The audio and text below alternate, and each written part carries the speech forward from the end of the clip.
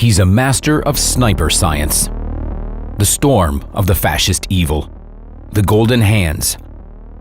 The sharp eyes. These lines are dedicated to the Tungus man, Semyon Danilovich Nomokonov. He was born in the village of Nizhny Stan, hidden in the forests of the Trans-Baikal territory. From an early age, Semyon wandered the taiga paths with his father. At the age of 7, he picked up a hunting rifle and started studying the art of tracking. The little hunter gained knowledge, skills, and experience of the difficult trade. At the age of 10, Semyon became a real hunter and was nicknamed Eye of the Kite. He personally went to fairs to sell his trophies: hare, squirrel skins, sable, and wild boar. Semyon got married at the age of 19, and soon 5 sons and a daughter were born into his family, one after another. Unfortunately, having come home from a hunt one day, he learned the terrible news. His daughter, 4 sons, and wife had died of scarlet fever. Miraculously, the youngest of the sons, Volodka, survived. Nomokonov was 40 years old when the war began, and he was among the first ones to go defend his homeland. At first, the Tungus man, who never served in the army, gave his commanders a lot of trouble with his sluggishness, his love to smoke the pipe and sit around, daydreaming. So they used him for simple tasks, as a bread cutter in the field kitchen, an assistant at the clothing warehouse, a member of the funeral team, a sapper. Later, he got wounded during a bombing and was taken to the hospital. After getting treated, he was left at the hospital to make crutches for the wounded, and later he was made an orderly. It was only by chance that the orderly of the 348th Infantry Regiment, Private Nomokonov, became a sniper. It was one of the fall days of 1941. He saw a German aiming in their direction. Nomokonov instantly raised his rifle and fired. That evening, everyone in the unit talked about the well-aimed shot of the orderly. Thus, he got into the sniper platoon and started his path as a sniper. His personal weapon was a 3-line Mosin rifle, even without an optical sight. He only got the sniper rifle with an optical sight in the winter of 1942, and it stayed with him until the victory. When the orderly Nomokonov was assigned to the sniper platoon, he collected his belongings, moved to the dugout where the snipers lived, and started getting to know his new combat friends. There he met a fellow Buryat, Togan Sanziev, whom he first met in the village of Aginskoye, far from the front lines. One day, the regiment commander called for Nomokonov. "There's a German sniper on the site of the 5th Company. He's killed 3 of our soldiers. We need to make sure that there won't be any more losses." Nomokonov went on the hunt with Togan, who had 186 dead Nazis on his combat account. They found a destroyed dugout near the front line and scooped out water from it all night. Having settled down in the morning, they started waiting for the German sniper. Suddenly, Sanziev started shooting. Nomokonov was surprised at his comrade's intemperance. "There are 2 out there, crawling," he explained. Those were his last words. The German sniper spotted the dugout and shot him in the head on the first shot. They were masters of their craft on both sides of the front line. Nomokonov vowed to avenge the death of his friend, Togon Sanziev. He declared a merciless war on the Nazis. Nomokonov spent several days tracking down the enemy sniper, and he found him, outsmarted him, and avenged the death of his comrade. A brief entry appeared in his sniper book: "Killed a German sniper." Trans-Baikal hunters have a custom. They make a mark on their gun for each animal they kill. Fascists are also animals, but in human form. After the battle, Nomokonov often heated a wire over a fire and put a dot or a cross on his pipe. Each dot was a fascist soldier killed, and each cross was an officer.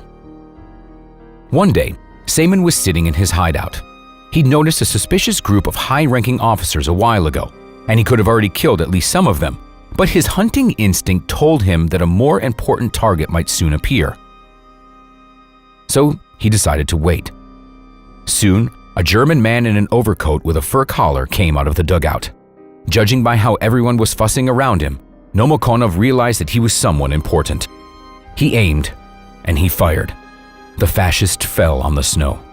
Some captured Germans later testified that it was a general, an inspector from Berlin, who came to the front line specifically to learn the current state of affairs along the entire length of the Soviet-German front. The same prisoner said that Nomokonov was well known in their trenches, and that they had called him the Siberian Shaman. There was a big bounty on his head. He went out on his hunts with ropes, laces, horns, and fragments of mirrors. On his feet, he wore handmade horsehair shoes. They helped Shaman move silently through the forest. No one could surpass him in camouflage, and even more so, in tricks when hunting the Nazis. He teased them with mirrors, provoking them to make a shot, and he used ropes to move helmets he put on sticks.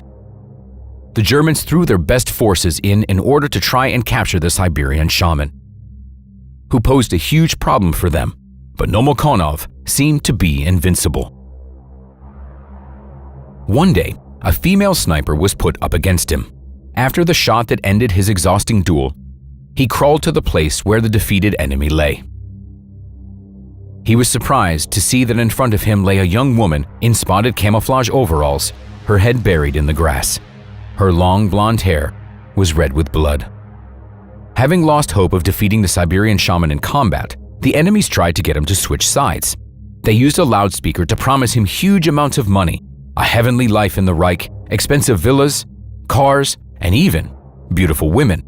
But after yet another one of his successful hunts, they went back to cursing and threatening the Siberian Shaman, as well as promising to finally get him. Nomokonov finished his military career at the spurs of the Greater Khingan with a certificate from Major General Kushnarenko, the commander of the 221st Mariupol Khingan Red Banner Order of the Suvorov Rifle Division. In August 1945, acting on the Trans-Baikal Front, the sniper Nomokonov killed 8 soldiers and officers of the Kvantung Army. By order of the front commander, Semyon Nomokonov got a personalized sniper rifle, binoculars, and a horse. The certificate also asked to allow the war hero to move freely across the border. The final entry in the sniper book read, according to confirmed data, Semyon Danilovich Nomokonov killed 360 Nazi soldiers and officers during the war years. A lot of people were surprised and asked why, having killed so many enemies, Nomokonov wasn't awarded the high title of Hero of the Soviet Union. Semyon Nomokonov served in 5 fronts during the war years, 2 divisions, 6 regiments, which all recorded his military ID. His commanders-in-chiefs changed so often that none of them could be bothered to nominate him for awards, especially since he was just some Tungus sniper to them. Nomokonov got wounded 9 times and got 2 concussions, which were all treated in hospitals.